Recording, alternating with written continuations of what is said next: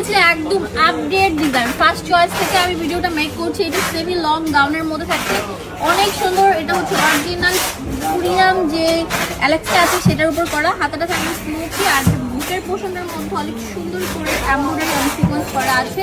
And এটা কিন্তু অনেক সুন্দর থাকবে, এটা কিন্তু বক্স কুচি করা আছে, এটা অনেক সুন্দর।